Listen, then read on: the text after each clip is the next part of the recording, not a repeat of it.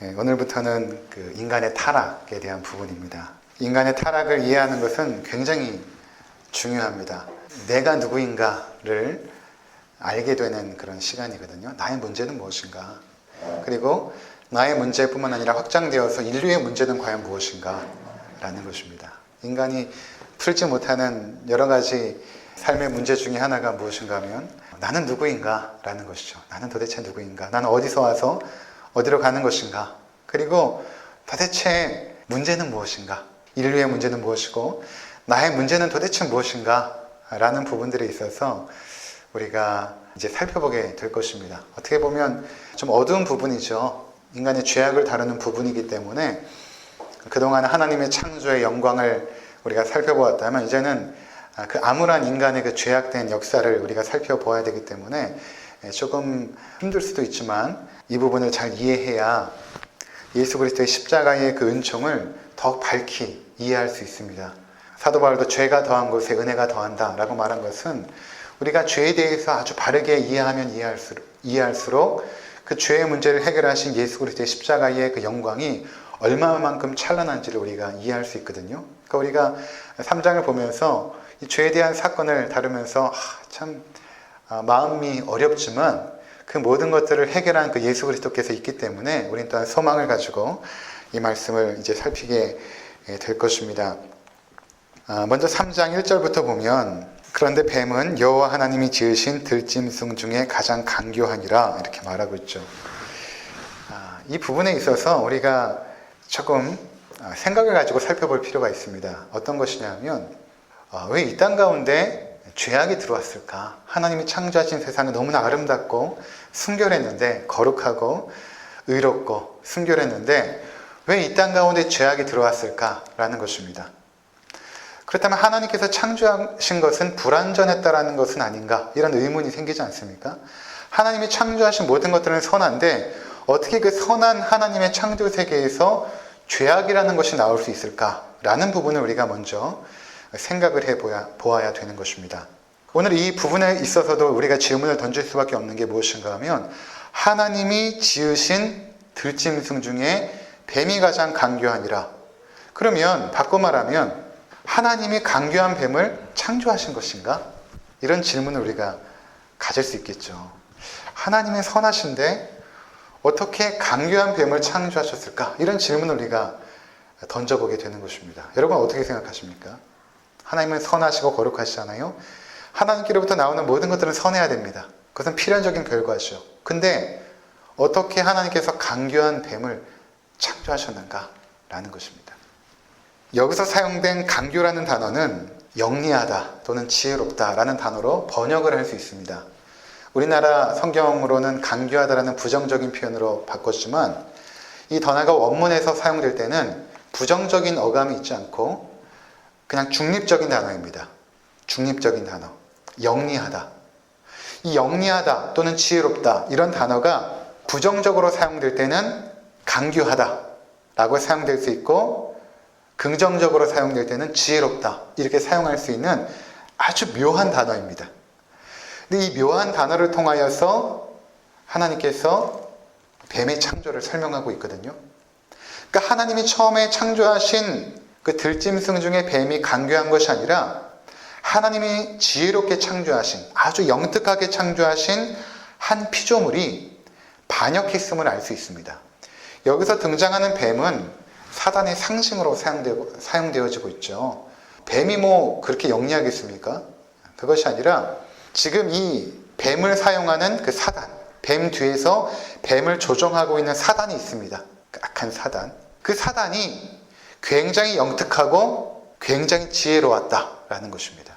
그러면 이 굉장히 영특하고 지혜로운 사단의 존재는 어디서부터 왔는가? 이것도 우리가 또 살펴보아야 되는 문제입니다. 사단은 그러면 어디서부터 왔을까? 사단의 기원은 어디일까? 하나님이 처음에 계셨고 이 악한 사단도 처음부터 있었을까? 이 마니교라는 종교가 있는데 예전에 어거스틴이라는 그 신학자가 이 마니교에 한데 빠져 있던 적이 있었습니다. 이 마니교의 교리는 어떤 거냐면 세상에는 선한 신이 있고 악한 신이 있다. 이런 교리거든요. 그러면 이 사단도 처음부터 이 악한 신에 해당하는 그런 영역 가운데 있었는가? 하나님만 계셨던 것이 아니라 하나님과 동등한 영광과 능력과 존귀를 가지고 있는 어떠한 악한 신이 처음부터 있었던 것인가? 영원이라는 그 시점부터 악한 신이 있었던 것인가? 그것이 아닙니다. 이 사단은 타락한 천사입니다. 하나님께서 처음 창조하실 때에 우리 눈에 보이는 세계도 창조하셨지만 눈에 보이지 않는 영적인 세계도 창조하셨거든요.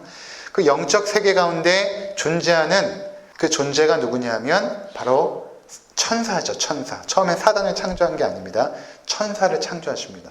천사를 왜 창조했냐면 하나님이 부리신 영이십니다.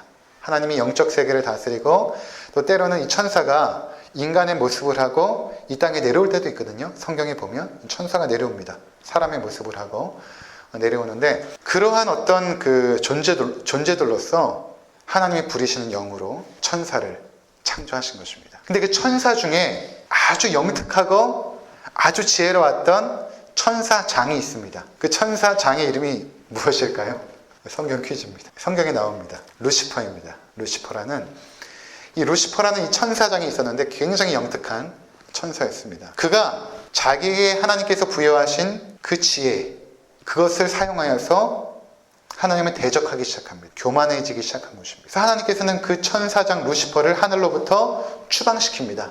그래서 이 땅 가운데 내려오는데 그 루시퍼가 혼자 내려온 것이 아니라 군대를 끌고 내려옵니다. 그 반역한 그 천사의 무리를 끌고 이 땅에 내려옵니다. 그들이 바로 귀신들 아닙니까? 귀신들입니다. 그래서 신약 성경에 보면 이 귀신들이 군대로 움직입니다. 이 영적인 세계에서 귀신들이 움직이는데 그들을 무시하지 못하는 게 굉장한 조직력과 탁월함을 가지고 있습니다. 군대로 막 움직이거든요. 그러니까 우리가 이길 수 없죠. 대장 대신 예수 그리스도를 의지하지 않고서는 이 사단의 무리를, 이 교묘한 사단의 무리를 우리가 대항할 수가 없습니다. 그들이 이제 루시퍼가 추방당하면서 이 군대 무리들을 끌고 이 땅에 내려와서 하나님을 대적하기 시작합니다.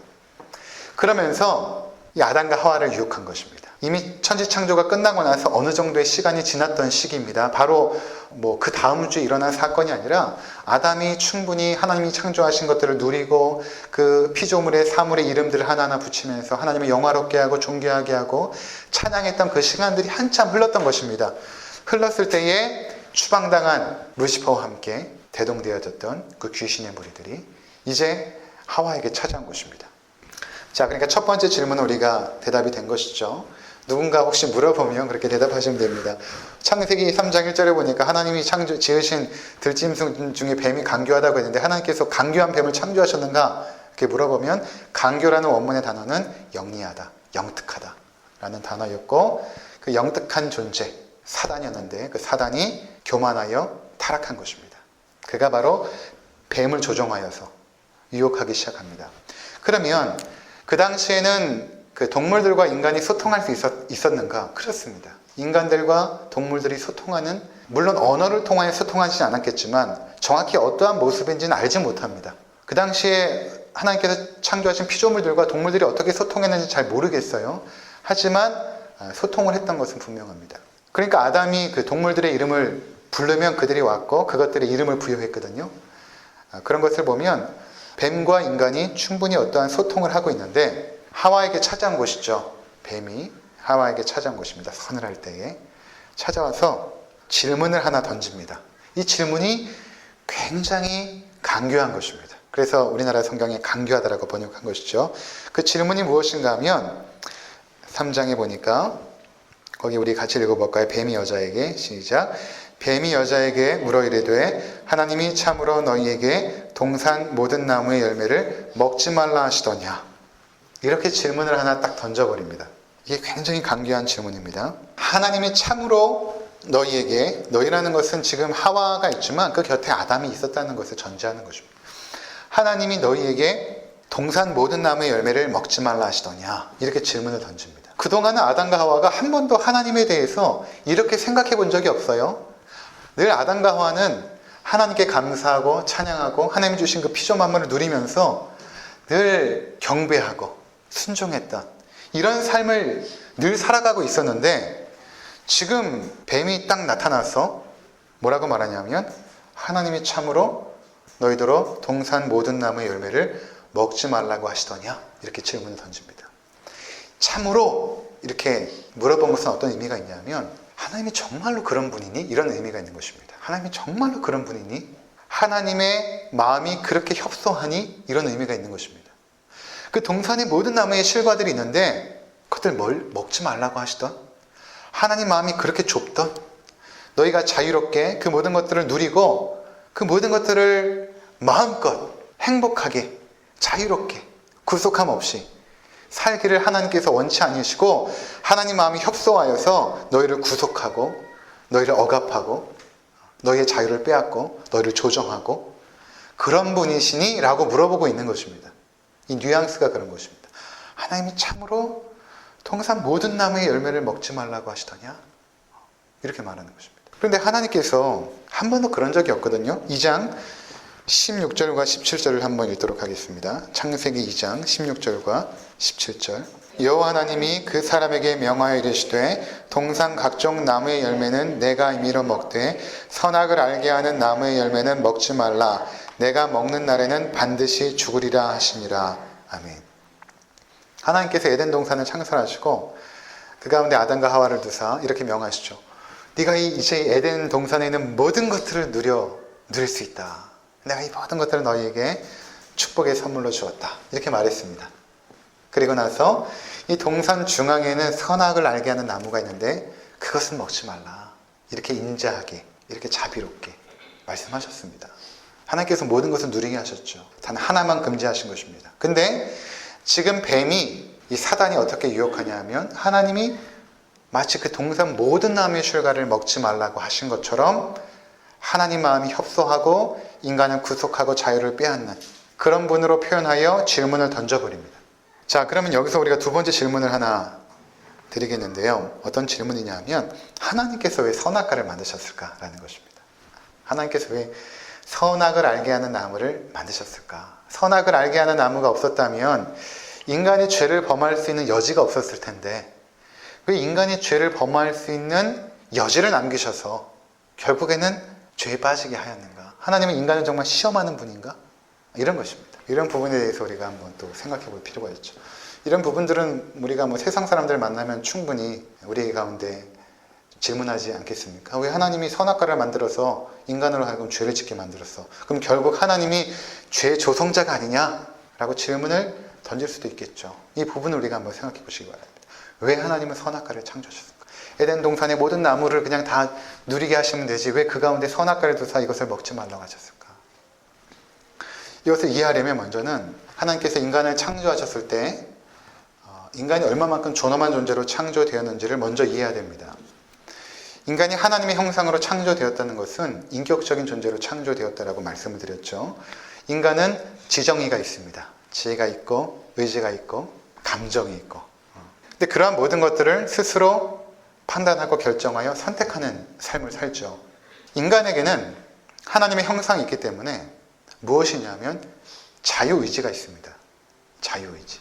이 자유의지라는 것이 얼마만큼 인간을 존엄하게 만드냐 하면 예를 들어서 오늘날 인간들이 만들 수 있는 최고의 과학 발명품이라고 한다면 로봇이겠죠. 인간과 비슷한 존재를 만들면 가장 탁월한 어떤 발명품 아니겠습니까? 지금도 이제 로봇을 만들어서 사용하고 있지만 지금은 아직까지는 상용화 되지 않았죠. 근데 정말 사람과 똑같이 생기고 사람하고 똑같이 대화를 하고 그런 로봇이 있다면 굉장히 탁월할 것입니다. 그런데 그런 로봇을 만들어서 인간이 사용하는데 로봇을 만드는 목적이 무엇입니까? 인간이 시킨 것을 그대로 하게끔 인간이 조정한 대로 그대로 움직이게끔 만들기 위하여 사용하기 위하여 로봇을 만드는 것입니다. 그렇죠? 만약에 로봇을 만들어서 저기 가서 물 좀 가져와 라고 했는데 물을 안 가져오고 거기서 석유를 갖고 와서 불을 붙여버리게 되면 아마 인간은 그 로봇을 부셔버릴 것입니다. 분명히 인간이 창조한 가장 탁월한 존재는 시키는 대로 움직여야만 가장 탁월한 존재가 되는 것입니다. 로봇으로서. 근데 인간이 로봇을 만들어 놓고 그 로봇과 함께 대화를 하고 교제를 하면서 이렇게 대화하지 않습니다. 너는 참 내가 보기에 너무나 아름답고 내가 너를 바라보니까 기쁨을 이기지 못하겠고 너는 그 어떤 것보다도 존귀하고 가장 아름다운 존재야 라고 말하진 않습니다. 가장 탁월한 로봇을 만들었어도 우리가 그 로봇에게 부여할 수 있는 가장 최고의 표현은 정말 탁월하게 잘 만들었다 라는 표현일 것입니다. 그것에 대하여 내가 너를 바라보니 기쁨을 이기지 못하겠다. 너는 너무나 존귀한 자야 라고 말하지 않습니다. 왜냐하면 그 로봇은 자유의지가 없기 때문에 그렇습니다. 어떠한 것을 지시를 했을 때 스스로 생각하고 스스로 판단하여서 어떠한 결정을 할 능력이 없습니다. 그냥 조종한 대로 움직여줍니다. 근데 인간은 하나님께서 창조하셨을 때 로봇처럼 창조한 것이 아니라 하나님의 명령이라 할지라도 스스로 생각하고 판단하여 결정하고 행동하는 존재로 만든 것입니다. 이것을 바로 자유의지라고 말합니다. 어떠한 하나님의 말씀일지라도 우리 인간 스스로 그것을 분별하여 선택할 수 있는 의지적인 능력이 있었다는 것입니다. 이것이 없으면 탁월한 존재가 아닙니다. 그리고 이것이 없으면 하나님께서 굳이 창조할 이유가 없죠. 로봇을 창조하고 하나님께서 뭐가 즐거우셨겠습니까? 로봇을 창조하고 나서 보시기에 쉼이 좋았더라 이렇게 말씀하겠습니까? 그렇지 않죠. 인간의 존재가 그 자유로운 의지를 가지고 스스로 하나님을 사랑하고 스스로 하나님을 예배하고 하나님만이 나의 구원자이십니다. 나의 창조주이십니다. 라고 고백하고 예배할 때에 하나님께서 그 예배를 기뻐 받으시는 것입니다. 제가 이제 희수하고 의성이가 너무 예뻐가지고 희수야 아빠한테 와서 한번 안기렴 이렇게 얘기를 했다고 칩시다. 희수가 막 싫어해요. 싫어하면 제가 억지로 가가지고 희수를 끌어안고 희수한테 뽀뽀를 합니다. 자, 그랬을 때 과연 내가 만족할까? 그렇지 않죠. 그것이 아니라 희수야 일로 와봐. 아빠가 안아줄게 라고 했을 때 희수가 너무나 기쁘게 달려와서 자기 의지로 달려와서 아빠한테 안기고 아빠 사랑해 아빠 너무 좋아 라고 막 뽀뽀를 하게 되면 아빠 마음이 흡족하겠죠. 자, 하나님께서 인간을 창조하실 때 인간을 강압하고 조정한다면 그것은 하나님께 더 이상 기쁨이 되어지지 않습니다. 피조된 인간이 스스로 결정과 스스로의 의지를 가지고 하나님께 달려나와 하나님 품에 안기고 그를 예배할 때에 그것이 하나님께는 너무나 기쁨이 되고 너무나 큰 영광이 되는 것이죠.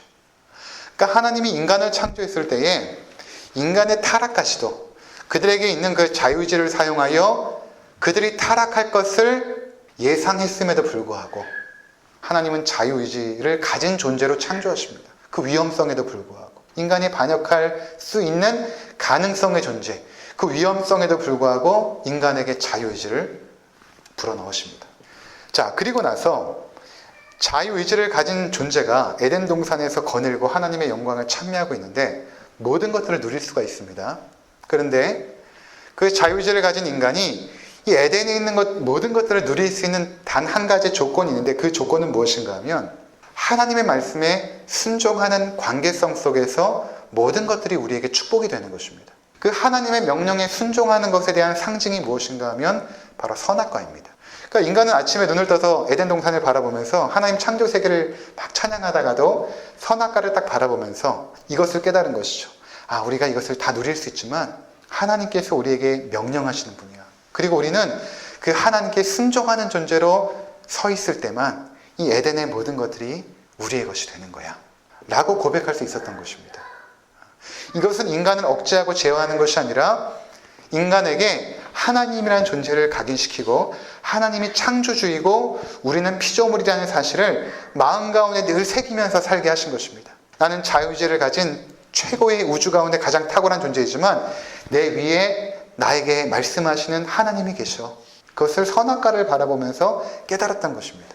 그러니까 선악과라는 것은 인간의 그 모든 자유 가운데 넘어서지 못할 창조주의 권능과 능력, 그것을 상징하는 하나의 나무였던 것입니다. 자, 좀 이해가 되시죠? 선악과를 왜 만들었는가? 이것은 하나님과 피조물 사이에 넘지 못할 어떤 선이 있음을 보여주는 하나의 상징적인 나무였던 것이죠. 그 나무 자체가, 선악을 알게 하는 그 나무 자체가 어떤 능력이 있고 그것을 따먹어서 어떤 일이 생긴 것이 아니라 그것을 하나님께서 상징하는 것입니다.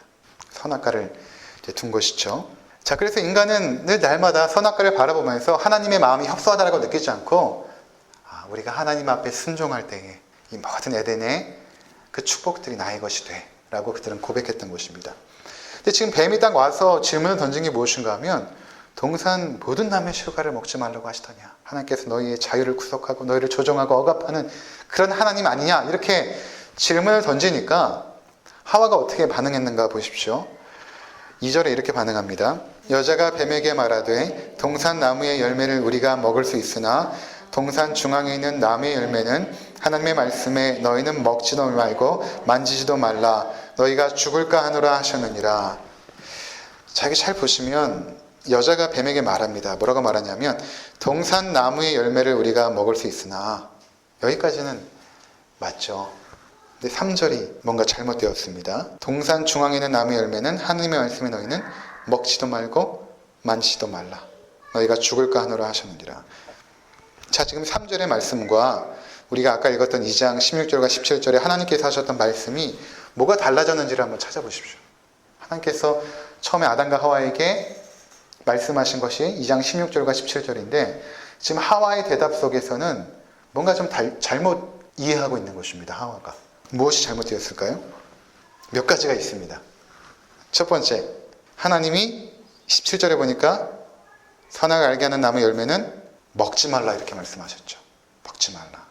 근데 하와는 지금 어떻게 대답하니까 먹지도 말고 만지지도 말라 이렇게 말을 합니다. 자, 하나님은 그냥 선악을 알게 하는 나무는 먹지 말라 이렇게 명령하신 것입니다. 근데 하와는 지금 뱀에게 어떻게 대답하냐면 하나님이 그걸 먹지도 말고 만지지도 말라고 하셨어 이렇게 대답을 하는 것입니다. 그럼 이 대답 가운데 어떠한 뉘앙스가 품겨 있냐면 하나님에 대한 부정적인 인식이 자리 잡고 있는 것입니다. 아, 맞아, 하나님이 그걸 건들지도 말라고 했다. 정말 하나님 마음이 협소한 분 아니야? 동산 나무의 모든 열매를 다 우리가 먹고 누리게끔 우리에게 자유를 주셔야 되는데 왜 그것을 만지지도 말고 먹지도 말고 건들지도 말라고 했을까? 하나님에 대한 부정적인 생각들이 하와의 마음을 지금 뒤흔들고 있는 것입니다. 그러면서도 이렇게 말합니다. 하나님께서는 그것을 먹으면 어떻게 된다고 말씀하셨습니까? 17절에 먹는 날에는 반드시 죽으리라. 원문에 보니까 무트타무트 이렇게 말하는데 동일한 단어를 두 개를 붙입니다. 무트타무트, 죽고 또 죽으리라. 그것을 우리 성경에는 반드시 죽으리라 이렇게 표현했죠. 죽고 죽는다. 하나님께서 강조하신 것입니다. 너희가 이것을 먹는 날에는 죽고 죽는다. 근데 지금 하와는 어떻게 대답하냐면 너희가 죽을까 하노라 하셨느니라 이렇게 대답합니다. 하나님 말씀을 약화시키죠. 축소시킵니다. 스스로 생각하여서 자기 이성과 판단으로 생각하여서 하나님의 말씀을 축소시키고 약화시키고 있는 것입니다. 그 어미한 말씀을.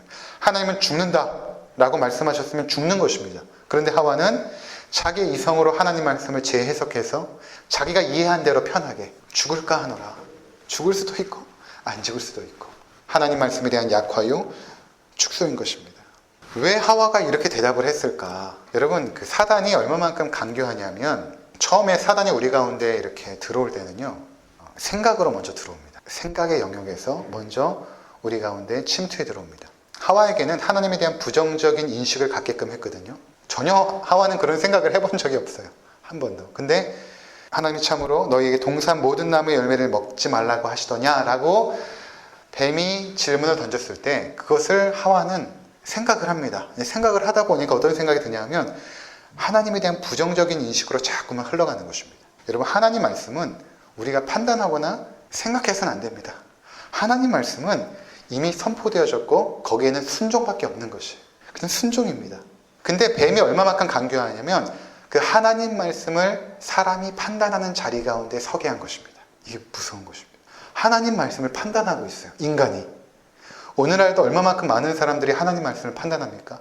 하나님은 남자와 여자를 창조했다는데 인간들은 스스로 남자와 여자가 있는 것이 아니라 제3의 성도 있을 수 있다라고 스스로 판단하지 않습니까? 자기들이? 무서운 것입니다. 스스로 하나님 말씀을 판단합니다. 그러니까 그 판단하는 자리 가운데 딱 서게끔 질문을 던진 것이죠. 질문이 무서운 것입니다. 근데 그 생각 속에서 하와가 부정적인 생각을 계속 받아들이기 시작합니다. 받아들이다 보니까 이런 대답이 나온 것입니다. 하나님께서 맞아, 먹지 말라고 하셨는데 그거 건들지도 말라고 하셨다. 반드시 죽는다고 하셨는데 죽을까 하노라. 이렇게 대답함으로 그가 이미 하나님을 향하여 반역하고 있는 생각들이 그 심령 가운데 자리 잡고 있음을 보게 되는 것입니다. 이것을 사단이 금방 알아채죠. 그리고 이렇게 말합니다. 4절에 뱀이 여자에게 이르되 너희가 결코 죽지 아니하리라. 하나님은 반드시 죽으리라 말씀하셨는데 뱀은 결코 죽지 아니하리라 이렇게 말하죠. 하나님 말씀이 완전히 전복당한 것입니다. 완전히 뒤집어진 거예요. 무섭지 않습니까? 반드시 죽으리라 했던 이 말씀이 결코 죽지 아니하리라. 그리고 하와는 나중에 이 말씀을 받아들입니다. 이 사단의 말을 믿기 시작합니다. 요한복음 13장 우리 잠깐 보고 계십니다. 요한복음 13장 2절. 마귀가 벌써 시몬의 아들 가룟 유다의 마음에 예수를 팔려는 생각을 넣었더라. 아멘. 자, 13장에 보면 이제 본격적으로 가룟 유다가 예수님을 팔려는 그 생각들과 그 계획들을 가지고 그 일들을 진행하는 모습을 보게 되거든요. 이 13장 보면 어떻게 우리가 결국 사단의 유혹을 받아서 죄악된 행실을 하는가에 대한 부분들이 잘 설명이 되어져 있습니다. 마귀가 가룟 유다의 마음에 예수를 팔려는 생각을 집어넣습니다. 처음에 아까 말씀드린 것처럼 사단의 생각으로 침투해 들어옵니다. 생각으로. 예수를 팔려는 생각을 넣습니다. 자, 그러면 가룟 유다는 이 생각을 어떻게 처리할까? 이 생각에 대해서 어떻게 과연 반응할까? 라는 것입니다. 이 13장에 보면 가룟 유다가 그 생각을 계속 가지고 있어요. 가지고 있는 상태에서 예수님께서 이날따라 굉장히 사역이 고됐습니다. 그래서 저녁 어두운 시간에 들어왔는데 이들이 이렇게 오셔가지고 보통 오면은 그 하인 중에도 가장 하찮은 하인이 와서 발을 씻겨줘야 되는데 아무도 발을 씻겨주는 사람이 없었던 것입니다. 그리고 그냥 다 지쳐가지고 이제 앉아있는 상태로 있었던 것이죠. 근데 그때 예수님께서 허리에 수건을 딱 두르시고 나서 자기 옆에 있는 제자로부터 하여금 한 사람 한 사람 발을 씻기기 시작합니다. 근데 그 상황에서 아무도 제어하지 못합니다. 왜냐하면 예수님께서 자신들의 선생으로서 이런 하찮은 종이나 하는 일을 하니까 그 모습도 굉장히 엄숙하고 거룩한 모습이 있었기 때문에 아무도 예수님을 제지하지 못합니다. 그냥 가만히 있는 상태에서 베드로는 수제자이니까 나름대로 한마디를 해야겠다라고 생각하고 자기의 차례 왔을 때 베드로가 말하죠. 예수님 내 발을 씻기나이까. 예수님 이건 너무나 부적절한 일입니다. 라고 지적을 하죠. 그때 예수님께서 내가 너의 발을 씻기지 않으면 나와는 아무런 상관이 없다. 그 베드로가 그럼 예수님 나에게 목욕을 좀 시켜주십시오. 그러니까 예수님께서 발만 씻으면 된다. 이렇게 대답을 하십니다. 이런 일을 지금 가룟 유다가 쭉 보고 있는 거예요. 그러면서 예수님 도대체 왜 저럴까? 예수를 팔려는 생각을 가지고 있는 가룟 유다에게는 예수님의 이 모든 행동들이 너무나 부적절하고 마음에 안 든 것입니다. 이런 상태에서 이제 있는데 떡을 떼고 소스에 찍어서 먹기 시작하는데 갑자기 예수님께서 뜬금없이 이런 얘기를 하십니다. 굉장히 그날 지쳤고 예수님의 행동도 너무나 부적절했고 또 예수님이 그날따라 말씀이 없으신 거예요. 너무나 침울한 분위기 속에서 있다 보니까 아무도 말을 하지 않고 가만히 있는데 예수님께서 너희 중에 한 사람이 나를 팔리라 이렇게 말씀하십니다. 그러니까 그들이 도대체 지금 예수님 왜 저러시는가 아무도 이해하지 못합니다. 오늘 너무 지치셔서 이상한 소리를 하시네. 근데 베드로는 이제 궁금한 거예요. 도무지 못 참겠는 거예요. 그래가지고 물어보고 싶은데 이미 발을 닦으면서 예수님과 두 번의 약간의 언쟁이 있었기 때문에 더 이상 용기를 내지 못하고 뒤로 물러가 있다가 예수님 곁에 요한이라는 제자가 기대어 누워 있었습니다. 그 당시 이제 떡을 먹는 문화는 비스듬히 이제 기대서 먹었거든요. 왼손에 이렇게 대고 이렇게 둥그렇게 모여서 기대서 이렇게 먹는데 그 옆에 요한이 있었던 것입니다. 베드로가 고갯짓으로 요한에게 네가 좀 물어봐라 라고 이제 부탁을 합니다. 그 부분을 우리가 한번 볼까요? 13장 23절 예수의 제자 중 하나 곧 그가 사랑하시는 자가 예수의 품에 의지하여 누웠는지라 시몬 베드로가 머리짓을 하여 말하되 말씀하신 자가 누구인지 말하라 하니 그가 예수의 가슴에 그대로 의지하여 말하되 주여 누구니까. 자, 지금 이제 아주 재밌는 장면이죠. 베드로가 이렇게 머리짓으로 상상되지 않습니까? 이렇게 네가 좀 물어보라 이렇게 요한에게 하니까 요한이 예수님 누굽니까? 이렇게 물어봅니다. 그때 예수님께서 이렇게 대답하세요. 26절 함께 읽겠습니다. 예수께서 대답하시되 내가 떡 한 조각을 적셔다 주는 자가 그니라 하시고 곧 한 조각을 적셔서 가룟 시몬의 아들 유다에게 주시니.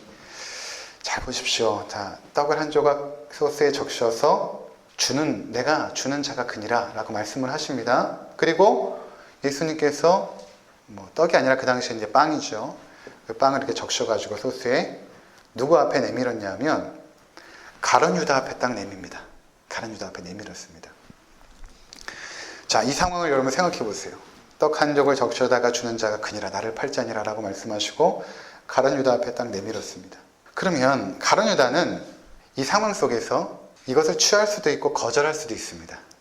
아무도 지금 이 상황이 어떻게 돌아가는지 알지 못합니다. 정확히 이해하고 있는 사람은 누구냐면 예수님과 가룟 유다밖에 없습니다. 가룟 유다는 예수님께서 너희 중에 한 사람이 나를 팔리라 라고 했을 때 예수님이 아시는구나 라는 것을 알아채고 있었습니다. 그리고 가룟 유다 앞에 떡이 딱 올라왔어요. 둥글게 앉았으니까 지금 가룟 유다 앞에, 정확히 가룟 유다 앞에 있는지 아니면 그 옆에 있는지도 모릅니다. 그냥 가룟 유다 근처까지 온 것이죠, 떡이 이렇게. 그러면 가룟 유다가 예수를 팔려는 생각을 가지고 있다가 이것을 취할 수도 있고 거절할 수도 있습니다. 만약 이 떡을 취하게 된다면 예수를 팔려는 생각을 수용하여 결정하는 것이고, 거절하게 된다면 회개할 수 있는 기회가 생기는 것입니다. 그러니까 예수님은 가룟 유다에게 마지막까지 회개할 기회를 주시죠. 그래서 13장 1절에 보면 예수님께서 끝까지 제자들을 사랑하시니라 라는 표현이 있습니다. 가룟 유다까지도 사랑하셨습니다. 자기를 팔 것을 알매도 불구하고. 그 사랑하시는 가룟 유다가 회개하기를 원하셨던 것이죠. 기회를 주십니다. 마지막까지. 네가 나를 팔려는 생각을 가지고 있지만, 마귀가 준 생각을 가지고 있지만 난 네가 회개하기를 원한다 라고 그 앞에 두십니다. 근데 가룟 유다가 어떻게 하냐면 27절에 보니까 조각을 받은 후 곧 사탄이 그 속에 들어간지라.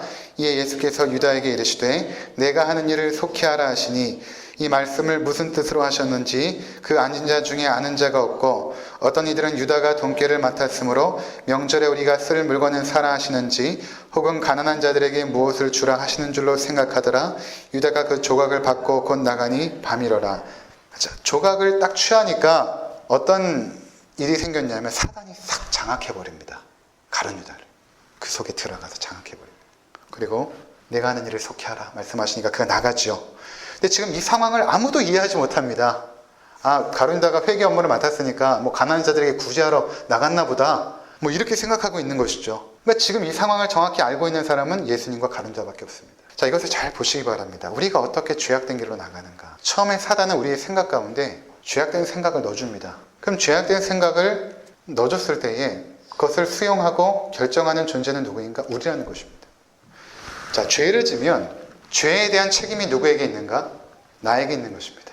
사단에게 있는 것이 아닙니다. 처음에 사단이 하와에게 하나님이 동산 모든 나무의 주가를 먹지 말라 하시더냐 라고 했을 때, 하와가 정말로 하나님을 사랑하고 하나님께 순종하고자 하는 마음이 있었다면 이 악한 사단아, 어떻게 하나님을 그렇게 부정적으로 표현할 수 있어? 여기서 떠나가라. 이 악하고 더러운 사단아 떠나가라. 이렇게 해야 맞는 것이죠. 하나님 말씀은 우리가 스스로 판단하고 생각할 수 있는 것이 아니니까. 가룟 유다도 마찬가지입니다. 그 생각을 던져줬을 때 가룟 유다는 이것을 버려야 되는 것입니다. 처음부터. 근데 그 생각을 이렇게 수용합니다. 이게 무서운 것입니다. 그 생각을 이렇게 수용하면 예수님이 하는 모든 일들이 부정적이게 보이게 되겠죠. 그리고 나서 그것을 취했을 때 악한 영이 사로잡습니다. 우리 교단에 있다가 떨어져 나간 이단이 있는데, 그 이단 중에 그 유광수 목사, 다락방, 그 이단입니다. 거기는 그 죄의 책임을 누구에게 돌리냐면 사단에게 돌립니다.